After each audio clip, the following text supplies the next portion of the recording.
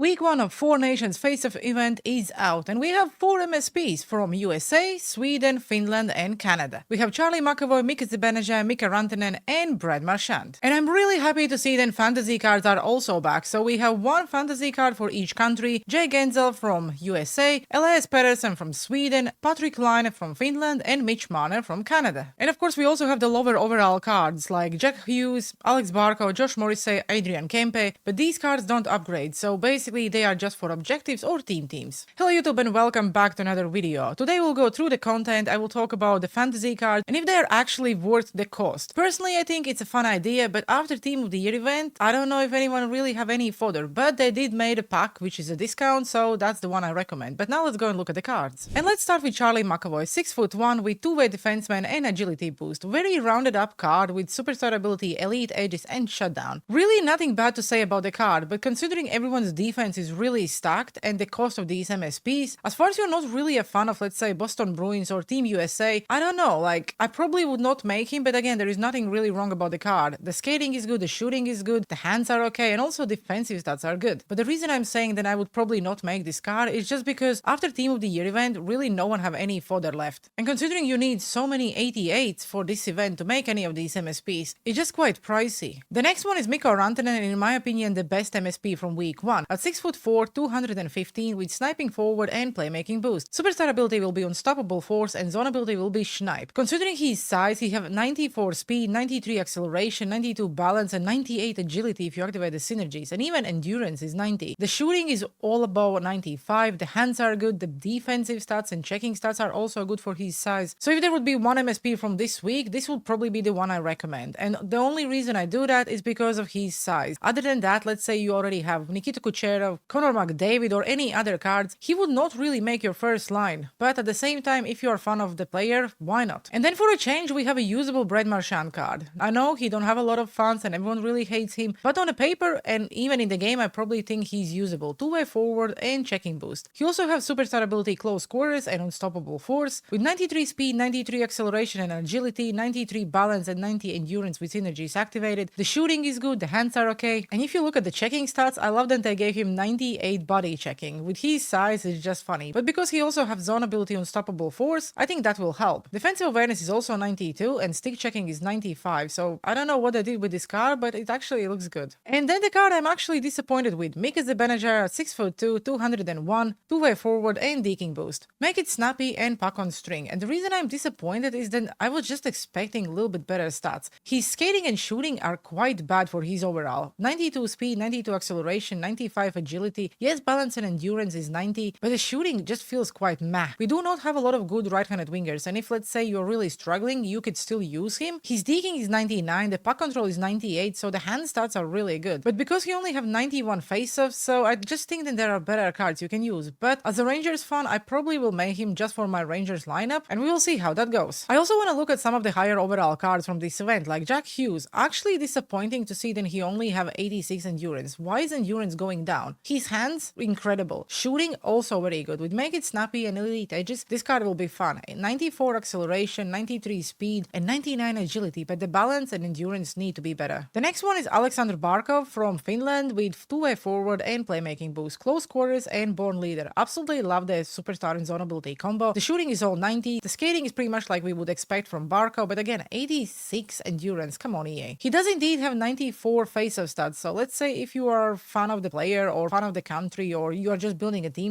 he's really usable, but I probably would only use him in a center position because of his size and 94 face-off stats. We also have Josh Morrissey, who is in my opinion just a team item, because yes, 2-way defenseman and pinpoint shooting boost with shutdown and seeing eye, the card is usable, but again, we have much better left-handed defensemen in the game and you probably already made some of the gallery of greats or even team of the years, let's say Megan Keller or Quinn Hughes, so he probably would not make your lineup. And when we look at Adrian Kempe, it's actually quite sad to see that EA only gave him 90 speed, considering he's one of the fastest players in the league. With superstar ability, puck on string, and make it snappy as a zone ability, still a fun card if you're, let's say, building a team. For people who was saving their 87s for the next event, I have to say, sorry guys, you will not be able to use them for this event to make an MSP, but you will be able to use them for fantasy events. So now let's have a look how you actually make any of these MSPs. Let's say I want to make Mikko Rantanen. I need to trade in 388 plus overall event cards, plus 288 any other cards. So as you can see, see, the cost of these MSPs is quite high. Let's say you want to skip all the chores and just go and buy the players for any of the MSPs. As you can see, the